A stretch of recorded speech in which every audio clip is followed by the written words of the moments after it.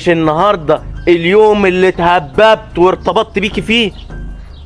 ايوه النهارده عيد جوازنا. بص بص جايب لك خاتم أيوة حلو ازاي؟ ان بعد الظن اسمي يا انا لهوي. عامله مخصوص عشانك والله يا عصام بجد مش عارفه اقول لك ايه، ده شكله جميل قوي يا باشا. يعني بص هو حاجه تليق عليكي. يا ايه لهوي. رايك؟